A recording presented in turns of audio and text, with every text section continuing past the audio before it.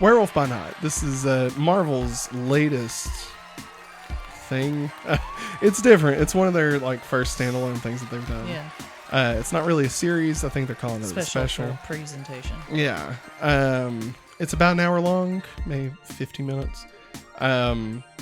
It, I would say, is in the MCU, but also has nothing to do with the MCU. Yeah. So like you're good if you're not up to date on anything. Just watch it. Yeah, like you can come in. You're not going to be spoiled on anything. There's literally, I mean, there might be some slight connections eventually. Eventually, I think there will be, and there may be like some references to things, but off the top of my head, there's nothing in it that reminded me of like, oh, they set this up with that, or there was no callbacks to anything that you had to see before watching this. So if you're worried about like if you're maybe a little bit behind, this is one that you can totally just jump into, and I would suggest doing it before Halloween. Like I think it's a great moment to watch this. I think it nails what it's going for. I guess that kind of starts the review a little bit. I really liked it. I liked it a lot. I think it's one of the best standalone MCU things that we've ever gotten. And it's interesting. What I love most about the MCU is how interconnected everything is, and how what you're getting because it's tied to this greater universe, right? Yeah. So it's probably going to be a little bit funny. It's probably going to have some good action, and probably have some heart. And like I usually trust Marvel movies to be good because they mostly are, right? And it's funny that this one is so not tied to any of that.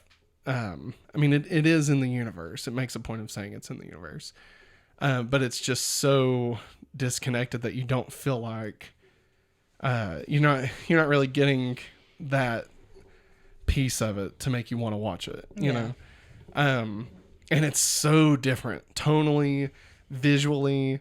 It's just completely different from anything the MCU's given us so far. And I loved it.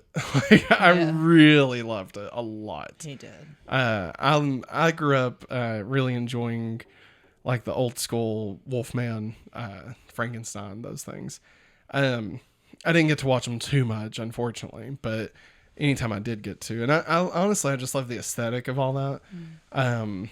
Like anytime they'd reference that stuff, I think the thing I got exposed to the most that was close to that was Big Bad Beetleborgs,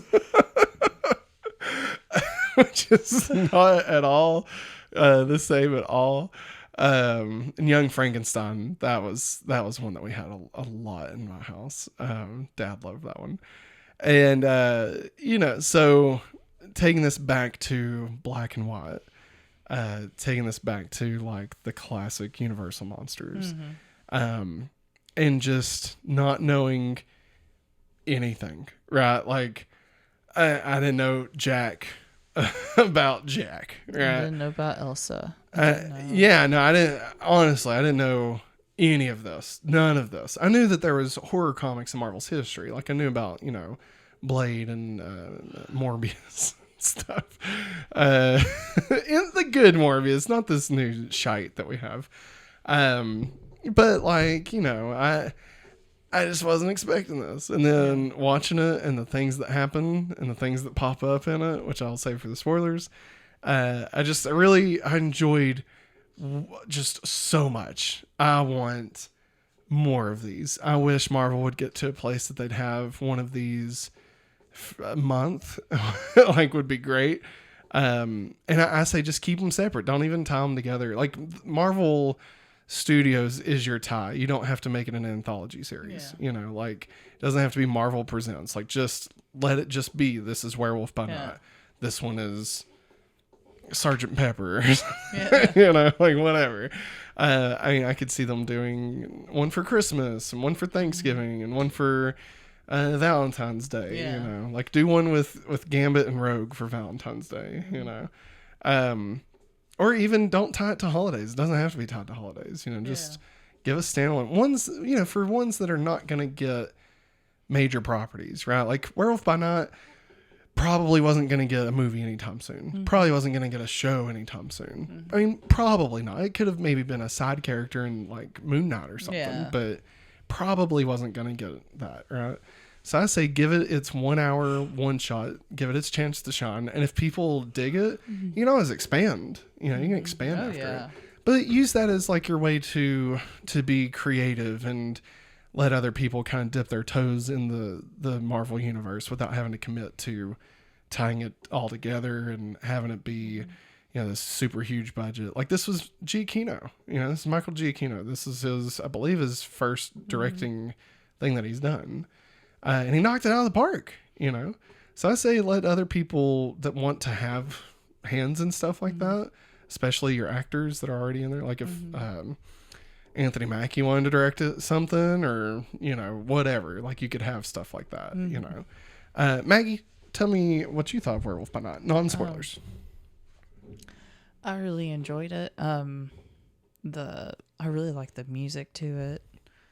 It's a classic, terrifying, horrifying music, and reminded me of the Cloverfield overture, to be honest. Like at the end of Cloverfield when it plays that, kind of reminded me of that.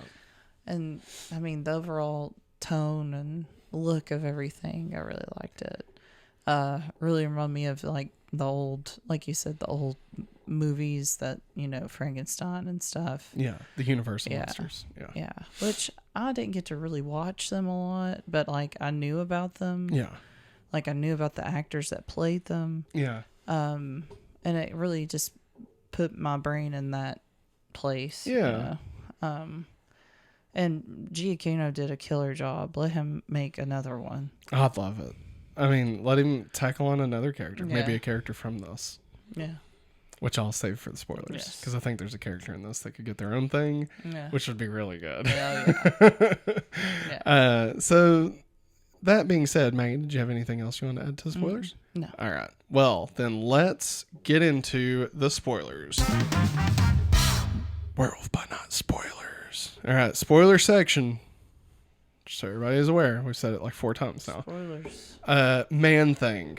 Yeah. Can't believe he was dead the whole time. He was a sweet guy. Man Thing was fantastic. Okay, I loved Man Thing. I would give Giacchino a Man Thing. Yeah. Or, I'm just going to say this. I know this is wild for me to say this, okay? Because I think that this person is more missed than hit. Give Man Thing to Guillermo del Toro. Let him take a swing at like an hour-long Man Thing special. I think he could do that really good. Yeah.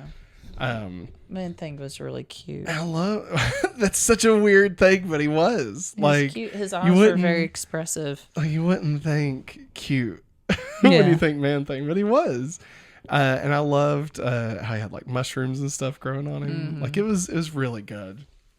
And like the main lady, I can't think of her name. What'd you say her name was? Elsa. Yeah, she was really good in it. And I loved at the end of it when everything went back to color and it started playing Somewhere Over the Rainbow. Yeah. I thought that was just a perfect touch to that for sure. I wish there would have been an after credit scene. I just wanted more. Wanted more. Like, I would take another Werewolf by Night. I want both of them to show up in something. They could be in Loki. I don't want them in a What If. Like, that's not what I want. I want these two actual actors. I mean, even Elsa. Like, put her in something also.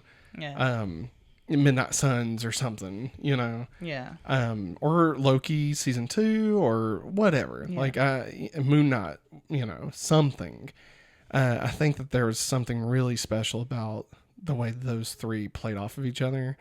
And I love Jack. Like I'm just completely sold on him. Yeah. He was fantastic. Like from the first moment we saw him. I started questioning. I was like, all right, is he really the werewolf or is he a hunter? Like, am I missing something? Yeah. Or is I had that set up in my brain, and then also I had,